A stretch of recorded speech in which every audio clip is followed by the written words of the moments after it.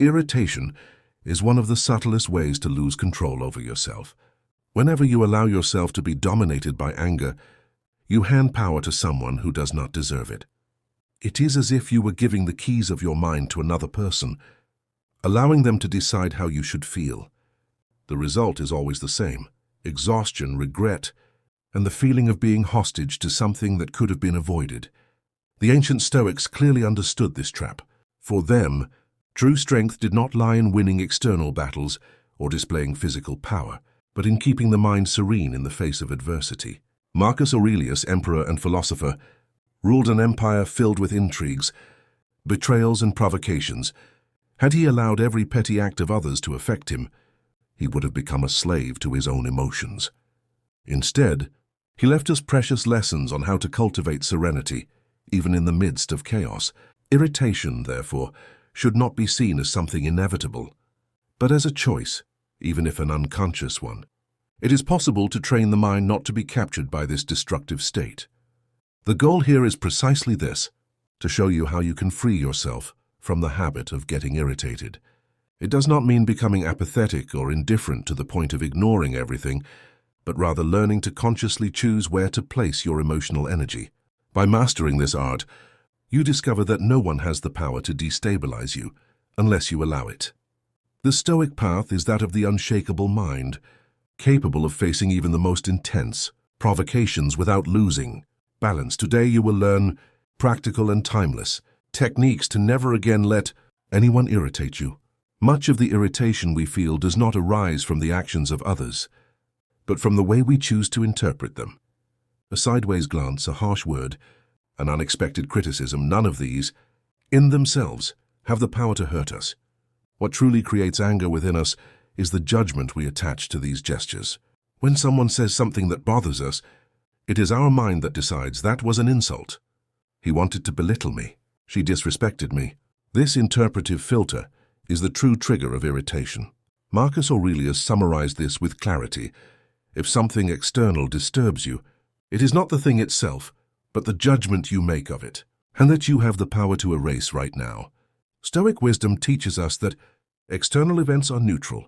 It is the human mind that colors these events with meaning, often in an exaggerated way.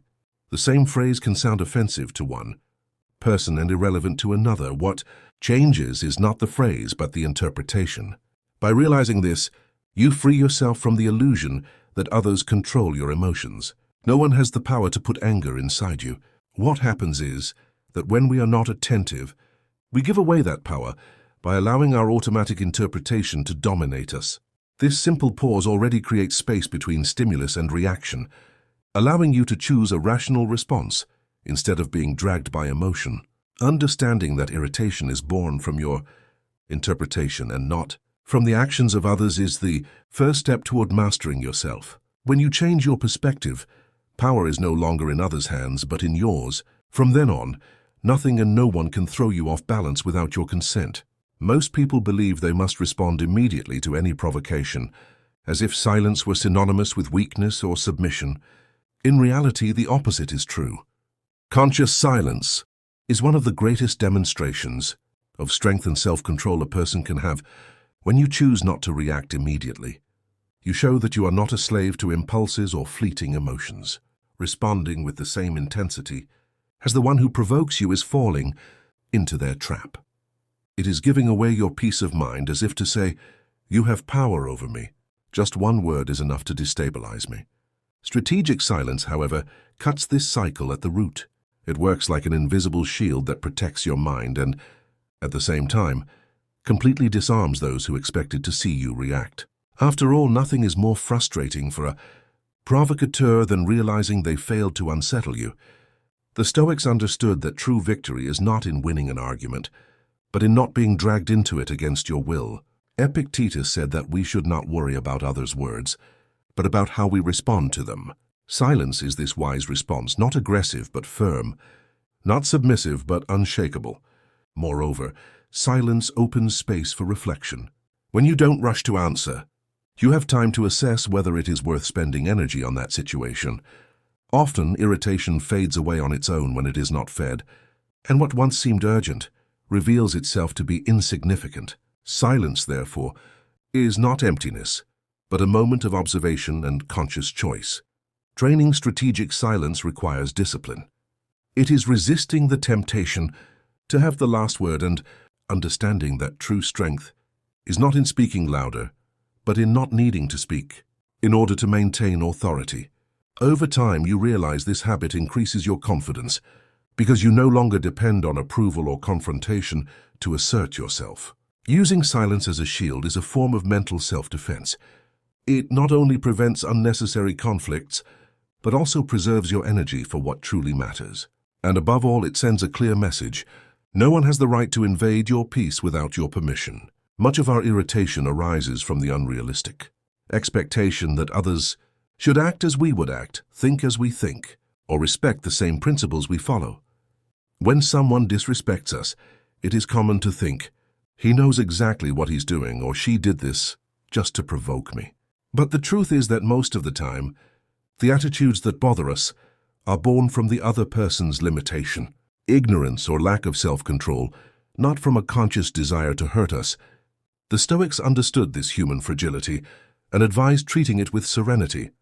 Marcus Aurelius reflected that, just as a doctor does not get irritated with the sick, we should not become irritated with people trapped in their own flaws.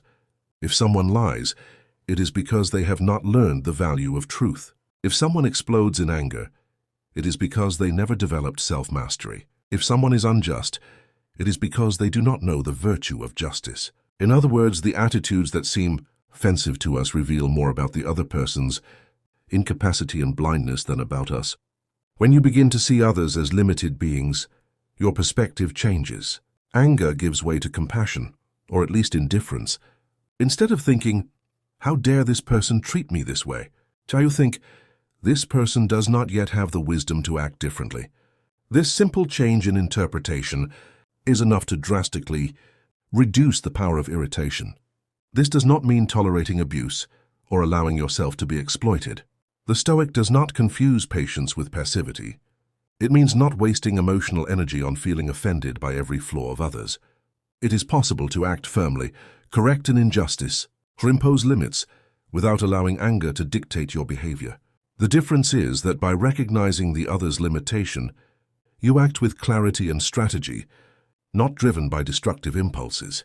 This vision also reinforces your inner freedom. If you expect perfection from others, you will live in constant frustration. But if you understand that each person is in their own stage of learning and limitation, life becomes lighter. The world ceases to be a battlefield against enemies and becomes a space where each one deals as best as they can with their own weaknesses. Training this ability is like sharpening an invisible sword against irritation. Whenever someone acts offensively, ask yourself, is this coming from malice or limitation? In almost all cases, the answer will be limitation. And when the limitation of others no longer surprises you, irritation loses its power to dominate you. One of the most powerful principles of Stoicism is the distinction between what is under our control and what is not. Epictetus taught that true freedom is born precisely from this separation. When you become irritated with someone, it is almost always because you expect to control what is beyond your reach, their behavior, their words, their reactions, or even their flaws. This is a common mistake that condemns man to live in constant frustration. The truth is simple. You have no power over another person's mind, over their choices, or over the way they decide to act. The most you can do is influence, but never control. What is entirely in your hands is your response, your interpretation, and the meaning you assign to each situation. The Stoic learns to place his energy only where it produces results, in his own conduct, in his own choices, and in the way he manages his mind. When someone insults you, you cannot control the insult, but you can control whether you absorb those words like poison or let them slip away like the wind. When someone acts unjustly, you cannot control the injustice, but you can decide whether to allow it to steal your peace or to face it in a rational and strategic way. He who loses control in the face of provocations hands his life over to others, but he who masters his reaction keeps power within himself. This practice requires daily vigilance. It is necessary to constantly ask, does this depend on me or not? If it does, Act with firmness and responsibility. If it does not, free yourself from the illusion of trying to change the uncontrollable. In this way, you save energy, avoid unnecessary conflicts, and strengthen your serenity. Over time, this discipline transforms into a kind of invisible shield. The external chaos may shout, people may try to provoke you, unjust situations may arise, but none of this can shake the one who has learned to focus only on what truly lies within his control. This is the essence of Stoic freedom, not depending on the behavior of others in order to have peace of mind. Ultimately, the Stoic does not seek to control the world but himself. He understands that life becomes much lighter when you accept that you cannot change others, but you can always change your reaction to them. And when you master this principle, irritation simply loses its meaning. Many confuse coldness with insensitivity, but for the Stoic, coldness is not the absence of feelings. It is the ability not to be ruled by them. It is the ability to remain firm, lucid and strategic even when the world tries to drag you into the whirlwind of anger or provocation. When you react with emotional outbursts, you lose clarity of reasoning and hand the advantage to the other. But when you respond with calmness and coldness, you gain respect and authority. Coldness functions as an invisible barrier. It shows that no one has access to your core, that your peace cannot be bought with cheap insults nor hijacked by childish provocations.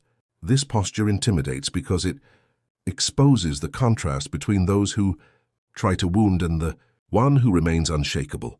A cold and serene man does not need to over-defend himself, because the very absence of reaction already reveals strength.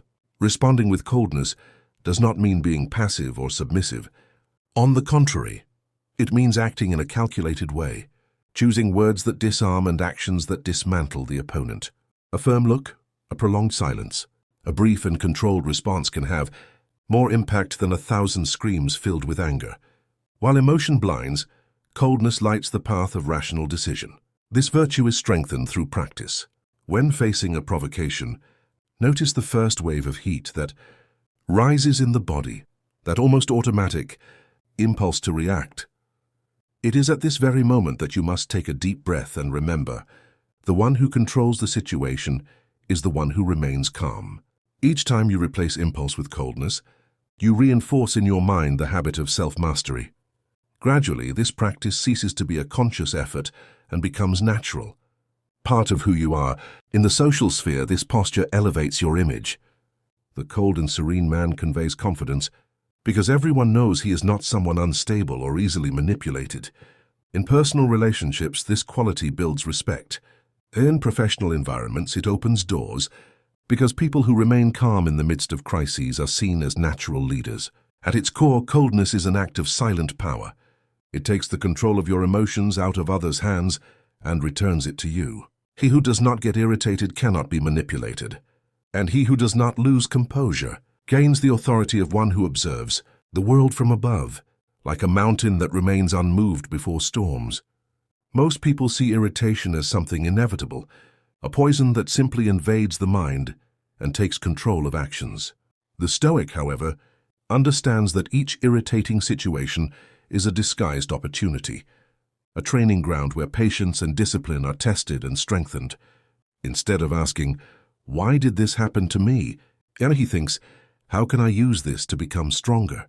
This shift in perspective transforms what would merely be an annoyance into an exercise in self-mastery. Imagine heavy traffic, someone cutting in front of you, or a malicious comment at work. These situations may seem small, but it is precisely in them that your mind trains for greater challenges. If you cannot master irritation in the details of daily life, you will hardly have the strength to remain calm in more serious trials. Each provocation, each delay, each sharp word is an invitation for you to put Stoic philosophy into practice, to observe, breathe, reflect, and choose your response instead of reacting automatically. Marcus Aurelius reminded us that life is full of people who act out of ignorance, and it is up to us to decide whether we will be shaken by it or not. When you treat each irritating encounter as a gym for the spirit, real progress begins to take place. Patience that was once fragile becomes solid. Self-control that once felt forced becomes natural. It is like strengthening a muscle. The more you train, the more resilient it becomes. Discipline arises when the mind becomes accustomed to not giving in to immediate impulse. This requires full awareness. You must notice irritation at the very moment it is born, before it grows and takes over. When you recognize the first signs, faster breathing, a pounding heart, inflamed thoughts, interrupt the cycle. See the situation as training, not as a threat. By acting this way, you become an observer of your own mind instead of its hostage. Over time, irritation ceases to be seen as an enemy and becomes an ally. Every difficult person becomes an involuntary teacher. Every setback becomes a lesson in resilience. What once drained your energy now builds your strength. You realize that you do not need perfect environments or pleasant people to maintain your peace, because it is born within you, sustained by discipline and constant practice. This practice creates an inner shield. Nothing that happens on the outside can shake the one who sees every obstacle as an opportunity for growth.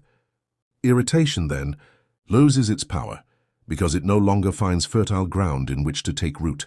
Instead of feeling like a victim, you become a strategist, transforming each difficulty into an exercise in greatness. And this habit, cultivated day after day, builds a mind that is free, serene, and indestructible. Mastering the art of not becoming irritated does not mean becoming cold or indifferent to life, but rather learning to live above provocations without handing over your balance to those who do not deserve it. The man who achieves this discipline discovers that true freedom is not in changing the world or other people, but in conquering his own interior. He understands that irritation is always born from within, from the way he interprets events, and that he can choose to view them with calm, patience, and clarity. When you no longer get irritated with anyone, life ceases to be a field of emotional battles and becomes a space of strategic observation. Offenses no longer penetrate, sideways glances no longer matter, and words loaded with venom lose their strength because they simply find nowhere to land. The serenity you cultivate becomes your greatest weapon, and this inner peace inspires respect even in those who try to bring you down. This state of mastery is not achieved overnight. It is the result of constant training. Like a warrior who sharpens his sword every day, each provocation you overcome is a silent victory. Each strategic silence is a reminder that the power is in your hands. Over time, you realize that you no longer live at the mercy of circumstances, but build your reality from within. The man whom no one can shake is not the one who never faces challenges, but the one who knows how to deal with them without losing his essence. He transforms chaos into training, anger into discipline, and irritation into wisdom. In the end, true victory is not in defeating others, but in never again being defeated by yourself. And this the Stoics always knew. He who controls his mind has already conquered the world.